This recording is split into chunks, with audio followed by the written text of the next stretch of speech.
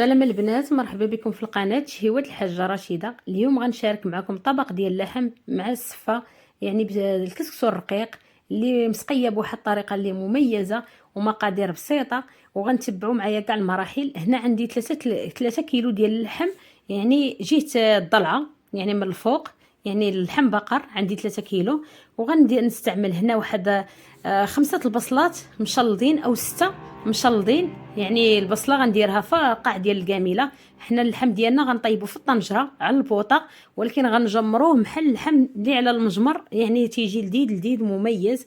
غندير هنا معلقه ديال الملحه، وغنقص منها شويه لان عندي ضامد الزعفران، يعني باش ما تجينيش الماكله مالحه، خت باغيين غنعسلوها. هنا غندير نص معلقه ديال الابزار. هادو هما التوابل اللي غنفندو فيهم اللحم ديالنا. معلقه ديال سكينجبير، معلقه معامره ديال الخرقوم بلدي. قلنا اللحم عندي 3 كيلو. هنا نص معلقه ديال التحميره. بالنسبه للتحميره راه تجي عطينا واحد اللون وما تجيش باينه في اللحم الا كان كتير، يعني هادو خاصكم تكونوا عارفينها. وهنا درت مع نص معلقه ديال الثومه محكوكه، يعني شي 6 الفصوص ديال الثومه، يعني تنعرفوا الثومه تجي. ونص معلقه ديال السمن.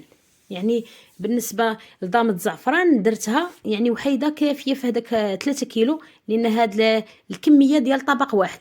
هنا الزعفران شعره كبيت عليه الماء طيب، هذوك الزغيبات ديال الزعفران شعره كبيت عليهم الماء طيب.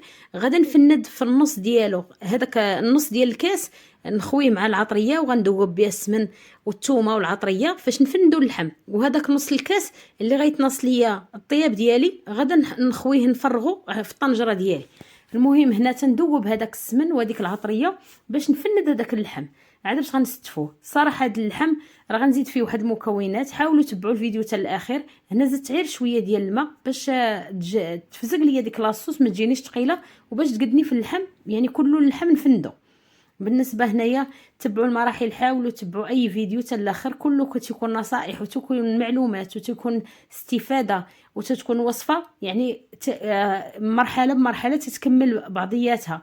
يعني ضروري تتشوفوا المرحله والنصائح اللي غندير فيها، شحال تاع الوقت، الطياب ديالو، اشنو اللي غنزيد المكونات في التعسال. نخدم معكم السفه، غنخدم معكم كل شيء، يعني البرقوق، اي حاجه اللي داخله في هذا الفيديو غنخدمها معكم ونتمنى تستافدوا منها. بالنسبه للحم ديالنا تنحاول نفندو كامل في العطريه كيف تتشوفوا، تنحاول نفندو بيدينا. ودائما قلنا يدينا راه غير شويه جافيل والحامض، يعني تتحيد هذيك الصفوريه. الناس اللي تيخافوا يديهم يبقاو ليهم مبرقعين او فيهم الصفوريه ديال الطياب. هنايا صافي تنفند هذاك اللحم ديالي مزيان. هذه عراضه لحت لكم انا السلطه وغنلوح لكم دابا ديال اللحم. والصراحه اللحم راه غيجي مميز وغيجي مدغمر، وغيجي به هذيك البصله اللي غتجي معسله وغتجي مدغمره محل اللحم. يعني تنديروا دائما الدجاج بالدغميره ديالو، علاش ما نديروش حتى اللحم؟ يعني هنايا مختلف على اللحم اللي لحت لكم من قبل.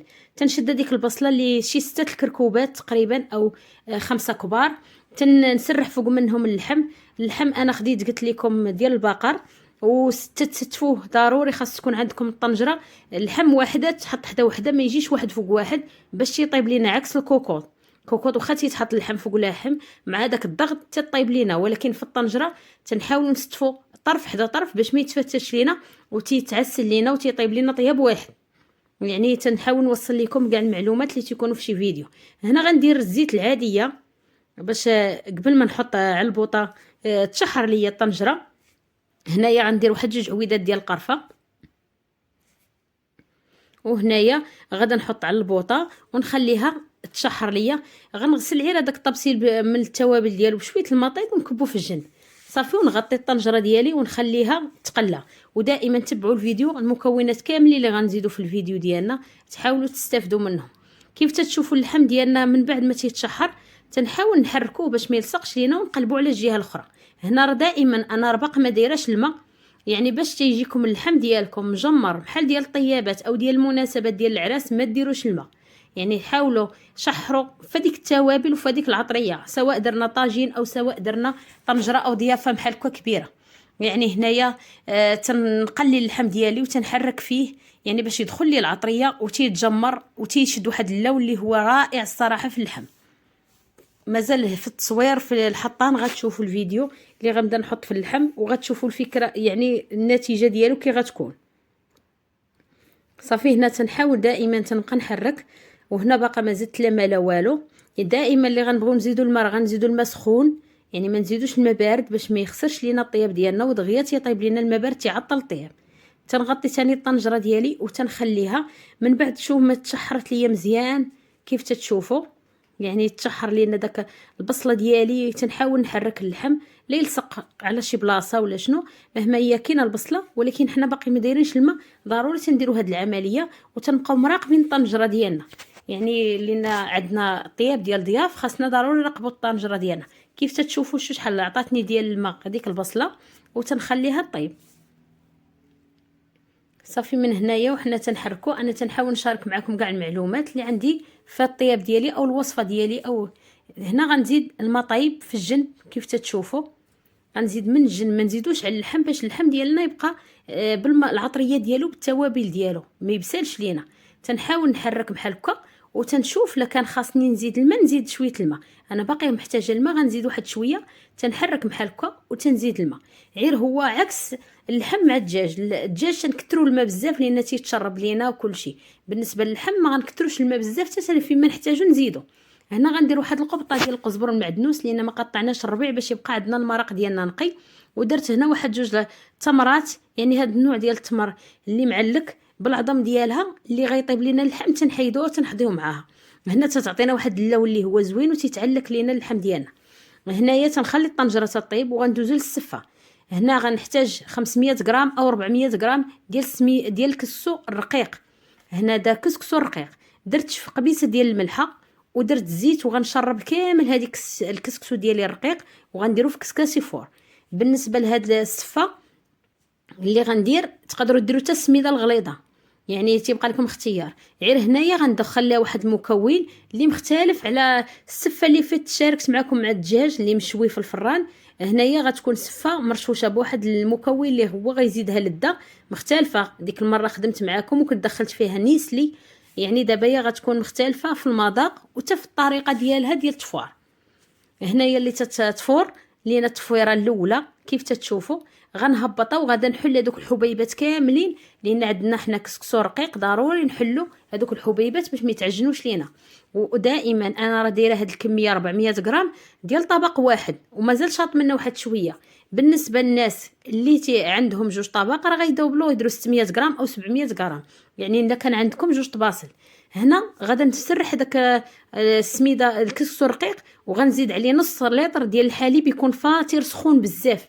هذا هو المكون اللي غيعطيها واحد اللذه. ما غاداش نرشوا السفه ديالنا بالماء، غادا نخدموها بالحليب. غنديروا نص لتر ديال الحليب يكون سخون ونغطيها ونخليها واحد ربع ساعه عاد باش نرجع ليها. في هذه الاثناء درت الماء طايب كبيته على الزبيب ارطاب ليا وهزيت منه شويه درتو في الكسكاس وخليته باش اللي تشرب ليا السفه ديالي نزيدها على الكسكاس ونفور. من بعد ما تشرب ليا داك الحليب كيف تتشوفوا تيبان لكم بحال معجن، ولكن هيا نقيسوا بيدنا كلها غتحل. علاش؟ لان دايرين الزيت في الاول مفورين الكسكسو قبل ما تنسقيوه، يعني واخا كبينا ديك الكميه ديال الحليب وبانت لكم تتلعب صافي تنحلو كامل بيدينا ساهل. واحد الطريقه اللي هي بسيطه. هاد السفه تقدروا تطيبوا اللحم ديالكم وتتقادوا تصايبوه هو اخر لحظه، يعني تيقربوا يجيو الضياف تتوجدوا غير اللحم لينا هو اللي فيه تعقيدات وتتبقي حاضيه البوطه وحاضيه اللحم لا يتحرق لك ولا يتشرب لك تتبقي مراقبه. هنايا كما شفتوا السفه ديالي كما حليتها كامله اللي تشربت ليا داك الحليب غادي نحطها في الكسكاس اللي انايا دايره فيه واحد جوج معالق ديال الزبيب، لان هاد الزبيب غندخلو في السفه لداخل. والكميه الاخرى غادا نديرها تسلق واحد شويه تغلى واحد 10 دقائق او 5 دقائق وعاد باش غنعسلها نشارك معكم التعسال ديالها. بالنسبه للبرقوق هنايا هذا الزعفران شعره اللي نص الكاس اللي كنت خليته غنزيدو دابا في المرق ديالي. هنا البرقوق غندير فيه الماء طيب تغسلته وغندير فيه عويدات ديال القرفه ونردو يتسلق. وبالنسبه هنا عندي كيوي يابس غنكب عليه الماء طيب. بغيتو تكبوا عليه الماء طيب وتخليوه يرطب يعني وشويه وتعسلوه، بغيتو ديروه يطيب لكم واحد 10 دقائق، لا بغيتوه تحسوا به طري اكثر. انايا خليته طاب واحد شويه وعاد باش حيدته ودرته في المقله وعسلته. هنا درت البرقوق يطيب. من بعد ما طاب ليا غنزيد فيه السنيده، يعني السنيده تتبقى على حسب الحلاوه. هنا درت 4 المعالق ولكن خليت الماء بزاف ديال البرقوق. علاش خليته؟ لان باغا ناخذ منه الماء غنزيدو في اللحم ديالنا. هانتوما غتشوفوا الطريقه اللي غنزيد بها فيها اللحم. هنا درت معلقه ديال الزبده ودرت البرقوق يتعسل ليا، ومن بعد ما تعسل صافي قل الماء ديالو، وهذا الماء هو اللي خديت غنزيدو في اللحم. وهنا هاد اللوز عندي واحد 2 معلقات ديال اللوز بالقشره ديالو، غنزيد فيه السنيده 2 معلقات اولا معلقه ونص، ونطحن هاد اللوز هو اللي غنزيدو في اللحم ديالنا من الفوق. حنا اللحم ديالنا غنديروه بالمذاق ديال اللوز ومعلك لينا وفواحد اللون اللي مدغمر، وفي نفس الوقت يعني تيولي اللون ديالو مجمر، يعني الصراحه واحد اللون ديالو اللي ما الكاميرا ما عطاتش حقه. هنايا من بعد ما سلقت الكيوي ديالي يابس، الكميه اللي بغيتو نتوما تستعملوا، درت معلقه ديال الزبده وغندير واحد شويه ديال السنيده، تقريبا واحد المعلقه ديال السنيده او معلقه وربع، وغندير هاد الكيوي ديالي يتعسل ليا من بعد ما سلقته. بالنسبه للبرقوق حنا راه سالينا منه مصايب. هنا السفه ديالي من بعد ما فارت ليا كيف تتشوفوا مزيان، دابا ما غنسقيها ما والو، غنزيد فيها الزبده وسكر كلاصي وغنديرها في الكسكاس، ولكن خاصني غدا نقدم الطبق ديالي غير تفور نزينها ونقدمها، لكن باقيين معطلين ولا العشاء باقي معطل، نخليو هاد المرحله هي الاخرى. يعني تندير هنا السكر كلاصي الحلاوه اللي بغيتو، ودرت معلقه ونص ديال الزبده. وهنا درت هاد الصه ديال البرتقال، نكهه البرتقال اللي هي مميزه الصراحه، تعطي واحد النكهه زوينه بزاف.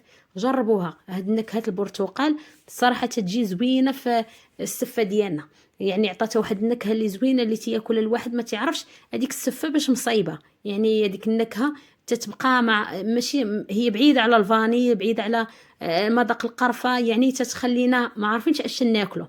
يعني بحال اللي تنديروا السفه بالنيسلي، يعني اللي تياكل عندي سفه بالنيسلي ما تعرفش واش فيها نيسلي الا الناس اللي تيطيبوا به او فايتين دايرينه في المطبخ ديالهم.